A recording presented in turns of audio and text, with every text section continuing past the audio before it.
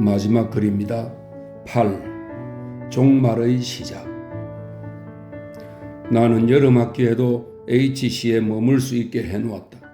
우리는 이제 거의 언제나 집에 있는 대신 강가의 정원에 있었다. 레슬링 시합에서 보기 좋게 진 일본인은 떠났고 톨스토이 추종자도 없었다. 데미안은 날이면 날마다 끈질기게 말을 타고 돌아다녔다. 나는 자주 그의 어머니와 단 둘이 있었다. 이따금씩 내 삶의 평화로움에 놀라곤 했다. 나는 워낙 오래 홀로 있었고 포기를 연습하고 나 자신의 고통으로 힘들게 허우적거리는데 익숙했던 터라 HC에서의 이 몇 달은 꿈의 섬처럼 느껴졌다. 그곳에서 나는 요술에 걸린 듯 편안하게 오직 아름답고 유쾌한 일과 생각들 속에서 살 수 있었다. 이것이 우리가 구상하는 보다 높은 새로운 공동체의 전조임을 예감하고 있었다. 나는 넘치는 만족과 쾌적함 속에서 숨쉬도록 태어난 사람이 아니었다. 고통과 쫓김이 필요했다. 언젠가 이 아름다운 사랑의 영상에서 깨어나 오로지 고독과 싸움뿐인 평화나 공존이란 없는 타인들의 차가운 세계 속에서 홀로 다시 온전히 홀로 서게 되리라는 것을 느끼고 있었다.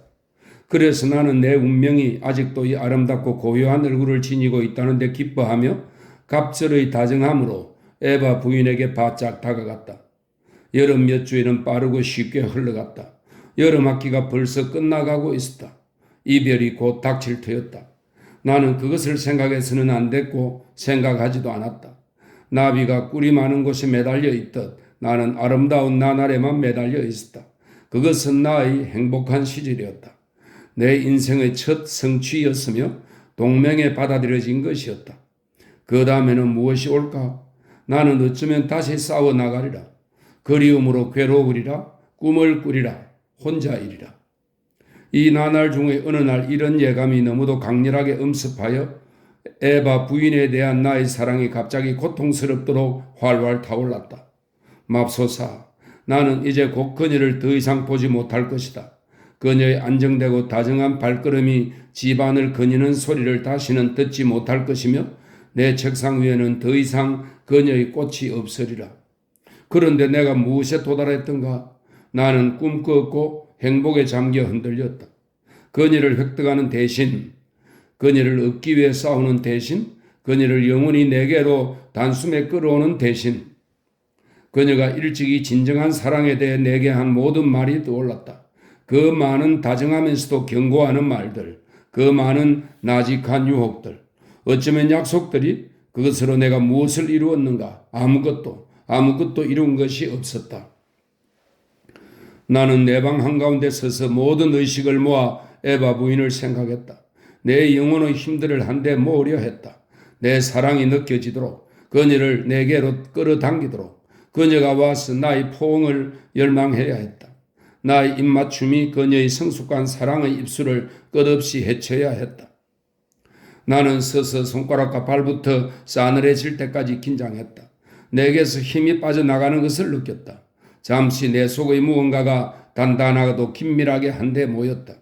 무언가 밝고도 환한 것이 나는 잠시 심장에 수정 한 덩이를 지니고 있는 듯한 느낌이었다. 그리고 그것이 나의 자아라는 것을 알았다. 냉기가 가슴까지 차올랐다. 무슨 긴장에서 깨어났을 때 무언가가 오는 것 같은 느낌이 들었다. 죽도록 탈진해 있었으나 에바 부인이 방 안으로 들어오는 것을 바라볼 준비가 되어 있었다. 불타오르며 황홀하게. 그때 따가닥따가닥 말달리는 소리가 긴 길에서 망치치듯 다가왔고 가까이에서 거세게 울리다가 갑자기 멈추었다. 나는 창가로 뛰어갔다. 밑에서 데미안이 마을에서 내리고 있었다. 나는 달려 내려갔다. 무슨 일이야 형? 어머니께 무슨 일이 있는 건 아니겠지? 그는 내 말을 귀담아 듣지 않았다. 몹시 창백했으며 땀이 이마 양쪽에서 뺨으로 흘러내리고 있었다. 그가 열로 달아오른 말의 고삐를 정원 울타리에 메고는 내 팔을 끼고 함께 거리를 걸어 내려갔다. 벌써 소식 들었니? 나는 아무것도 몰랐다. 데미안은 내 팔을 누르며 어둡고 연민에 찬 특별한 눈길로 나에게 얼굴을 돌렸다. 그래, 이봐. 이제 시작된 거야. 러시아와의 긴장이 고조되었다는 건 알았겠지? 그러면 전쟁이 난 거야? 그리라 믿진 않았는데. 가까이에 아무도 없건만 그가 나직하게 말했다. 아직 선포되지는 않았어. 그러나 전쟁이 일어날 거야. 믿어. 지금껏 이 일로는 널 더 번거롭게 하지 않았어. 그러나 그때부터 나는 새로운 징후를 3번 보았어. 그러니까 세계의 몰락도 아니고 지진도 아니고 혁명도 아닐 거야. 전쟁일 거야. 그것이 어떻게 닥치는지 너도 보겠지. 기뻐들 하겠지. 벌써부터 다들 한번 터지기를 바라며 기뻐하고 있어. 그들에게는 삶이 그토록 맥 없어져 버린 거야. 그러나 넌 보게 될 거야. 싱클레어, 이건 다만 시작이야. 어쩌면 큰 전쟁일 거야. 몹시 큰 전쟁이. 그러나 이것도 그저 처음에 불과해. 새로운 것이 시작되지. 새로운 것이란 낡은 것에 매달린 사람들에게는 충격적이겠지. 넌 무엇 할 거니? 나는 당혹스러웠다. 그 모든 것이 나에게는 아직 낯설고 믿어지지 않게 들렸다. 모르겠는데 형은 그가 어깨를 으쓱했다. 동원령이 내리면 곧바로 들어가야 해. 난 대위거든. 형이? 그건 전혀 몰랐는데. 그래. 그것이 내 적응의 한 형태였어. 알아. 난 겉으로는 눈에 띄는 것을 좋아하지 않아. 그리고 늘 행동이 다소 지나쳐 정확하지 못한 편이지. 한 주일 이내에 벌써 나는 전장에 서 있을 거야.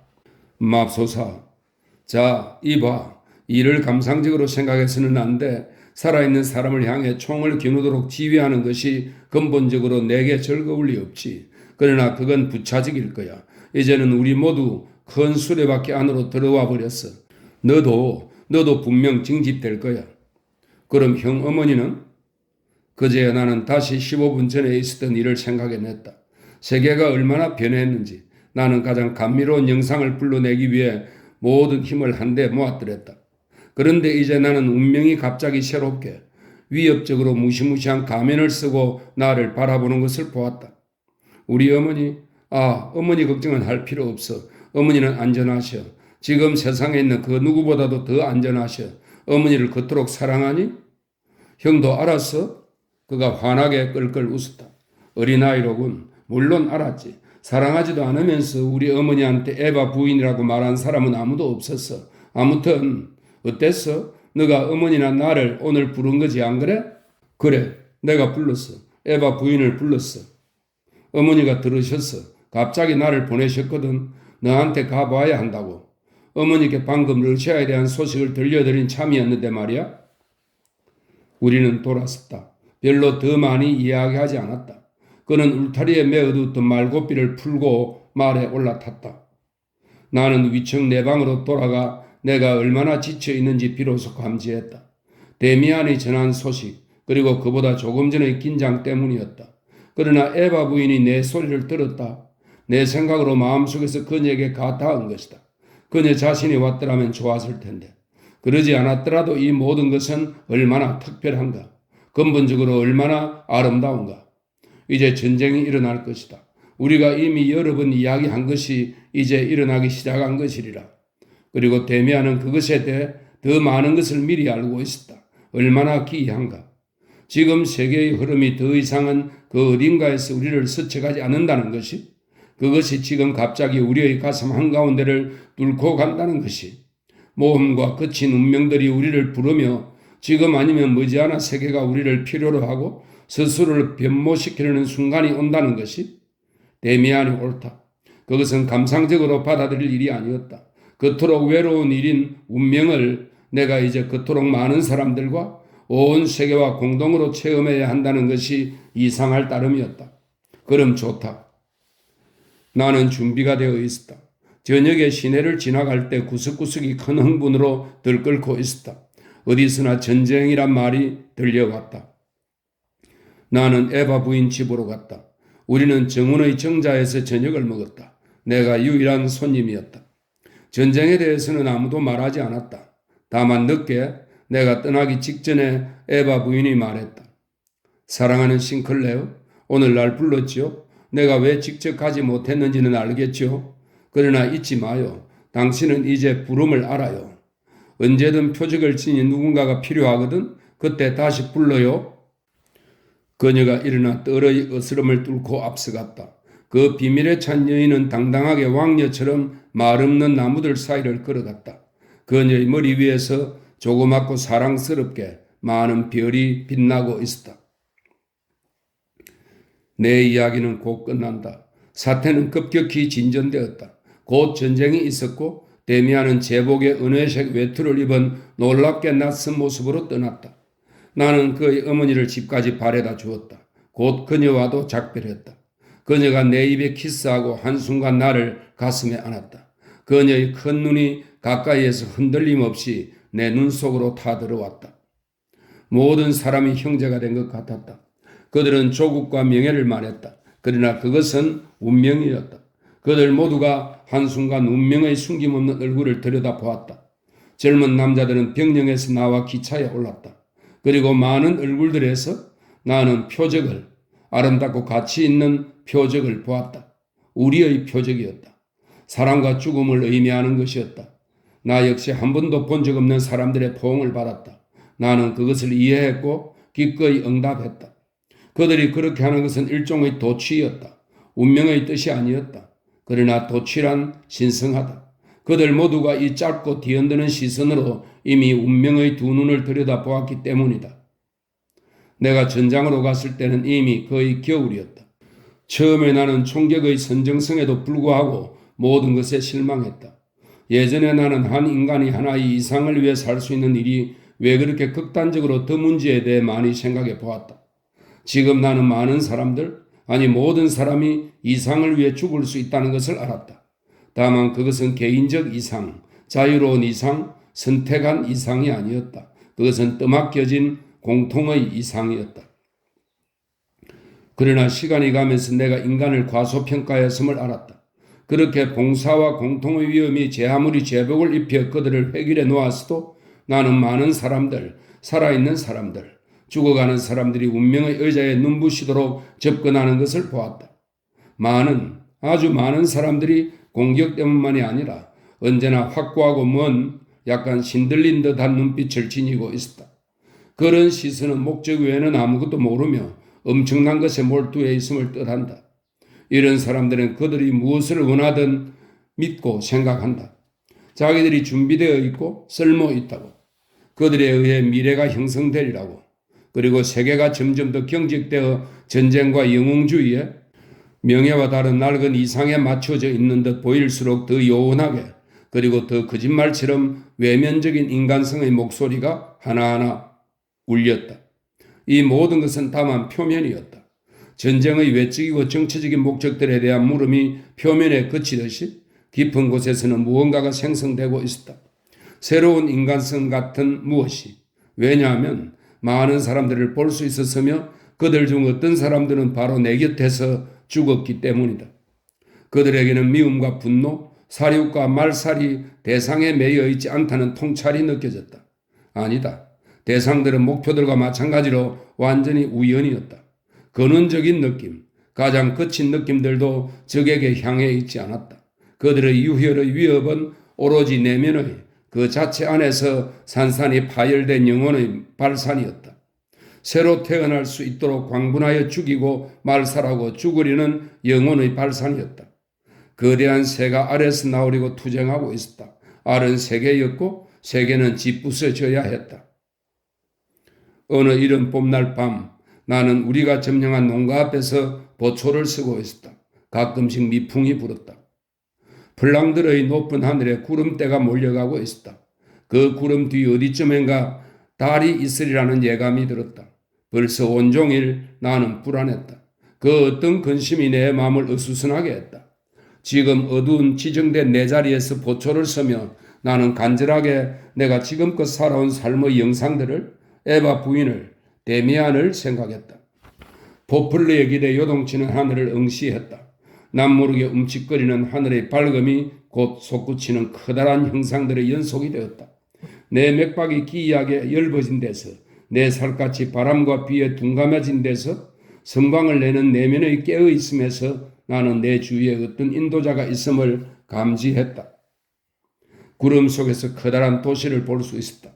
거기서 수백만의 사람이 쏟아져 나왔고 그들은 때를 지어 넓은 풍경 위로 퍼져갔다. 그들 한가운데서 힘찬 신의 모습이 나왔다. 머리에는 빛을 뿜는 별을 달고 산처럼 크고 에바 부인의 표정을 가지고 그 모습으로 인간의 대열들이 거대한 동굴 속으로 빨려들듯 사라졌다. 그러고는 사라졌다. 여신은 바닥에 내려앉았다. 그녀의 이마에서 표적이 환하게 빛을 내고 있었다. 하나의 꿈이 그녀를 지배하는 힘을 가진 듯 보였다. 그녀가 두 눈을 감았다. 그녀의 큰 얼굴이 고통으로 일그러졌다. 갑자기 그녀가 맑고 높은 소리로 외쳤다. 그녀의 이마에서 별들이 튀어나왔다. 수천 개의 빛나는 별들이.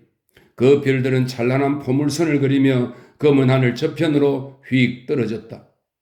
별들 중 하나가 환한 음을 내며 똑바로 나를 향해 씩 날아왔다. 나를 찾고 있는 것 같았다. 그러더니 별이 요란한 소리를 내며 수천 개의 불꽃으로 쪼개져서 나를 휙 끌어올렸다가 다시 땅바닥으로 내동댕이 쳤다. 천둥 같은 소리를 내며 내 머리 위에서 세계가 무너졌다. 나는 포플러 가까이에서 흙과 상처로 뒤덮인 채 발견됐다. 나는 어느 지하실에 누워 있었다. 머리 위에 포화가 퍼붓고 있었다. 나는 어느 수레에 누워 덜컹덜컹 빈 불판을 지나갔다. 대체로 나는 잠을 자거나 의식이 없었다. 그러나 깊이 자면 잘수록 무언가가 나를 끌어당김을, 나를 지배하는 주인인 어떤 힘을 내가 따르고 있음을 더 격렬하게 느꼈다. 나는 어느 외양간 집더미 위에 누워 있었다. 어두웠다. 누군가가 내 손을 밟고 갔다. 그러나 나의 내면적인 것은 더 나아가려 했다. 그것이 더 강하게 나를 끌고 갔다. 다시 나는 수레 위에 누웠다. 나중에는 들끝 혹은 사다리에 누웠다. 점점 더 그 어딘가로 가라고 명령받고 있음을 느꼈다. 마침내 그것으로 가려는 충동 말고는 아무것도 느끼지 못했다. 그때 나는 목적지에 도착해 있었다. 밤이었다. 의식은 분명했다. 이제 막 내 안의 끌림과 충동이 힘차게 느껴지던 참이었다. 이제 나는 넓은 홀에 바닥에 깔린 자리에 누워 있었다. 내가 부름받은 곳에 와 있다는 느낌이었다. 주위를 바라보았다. 내 매트리스 바로 옆에 다른 매트리스가 바싹 붙어 놓여 있었고 누군가가 그 위에 있었다. 그 사람이 앞으로 몸을 숙이고 나를 바라보았다. 이마 위에 그 표적이 있었다. 그것은 막스 데미안이었다. 나는 말할 수 없었다. 그는 말할 수 없었거나 말하려고 하지 않았다. 다만 나를 바라보았다. 그의 얼굴에는 그 너머 벽에 달려있는 신호등 불빛이 드리워 있었다. 그가 나를 향해 미소 지었다. 그는 무한히 긴 시간 동안 내 눈을 계속 들여다보았다. 천천히 그가 얼굴을 내게 더 가까이 밀었다. 우리가 그의 닿을 때까지. 싱클레어, 그가 나직이 말했다. 나는 눈으로 그의 말을 알아들었다는 표시를 했다. 그가 다시 동정하는 표정으로 미소 지었다. 어린 소년이 됐네. 그가 미소 띄며 말했다. 그의 입이 이제 내 입 아주 가까이에 있었다. 나직이 그가 계속 이야기했다. 프란츠 크로머 아직도 기억해? 나는 그에게 눈을 깜빡이 보였다. 미소 지을 수도 있었다. 꼬마 싱클레어 잘 들어. 나는 떠날 거야. 너는 어쩌면 다시 한번 나를 필요로 할 거야. 크로머에 맞서든 그 밖의 다른 일이든 뭐든. 그럴 때 너가 나를 부르면 이제 나는 그렇게 거칠게 말을 타거나 기차를 타고 달려오지 못해. 그럴 때 넌 너 자신 안으로 귀 기울여야 해. 그러면 알아차릴 거야. 내가 너의 안에 있다는 걸 알아듣겠니? 그리고 또 무언가 있어. 에바 부인이 말했어. 너가 언젠가 잘 지내지 못하면 나더러 너에게 당신의 키스를 해달라고. 나에게 주어 보낸 키스를. 눈을 감아 싱클레어. 나는 선선히 눈을 감았다. 내 입술 위에 가벼운 입맞춤이 느껴졌다. 내 입술에서는 계속해서 조금씩 피가 흐르고 있었고 피는 결코 줄어들지 않았다. 그리고 나는 잠이 들었다. 아침에 사람들이 깨웠다. 붕대를 감아야 했던 것이다. 마침내 완전히 잠이 깼을 때 나는 얼른 옆 매트리스로 몸을 돌렸다. 한 번도 본 적 없는 낯선 사람이 그곳에 누워 있었다. 붕대를 감을 때는 아팠다. 그때부터 내게 일어난 모든 일이 아팠다. 그러나 이따금 열쇠를 찾아내 완전히 나 자신 속으로 내려가면 어두운 거울 속에 운명의 영상들이 잠들어 있는 곳으로 내려가면 그곳에서 나는 그 검은 거울 위로 몸을 숙이기만 하면 되었다. 그러면 나 자신의 모습이 보였다. 이제 그와 완전히 닮아 있었다. 그와 나의 친구이자 인도자인 그와. 헤르만 헤세의 1919년에 쓴 작품 데미안은 여기까지입니다.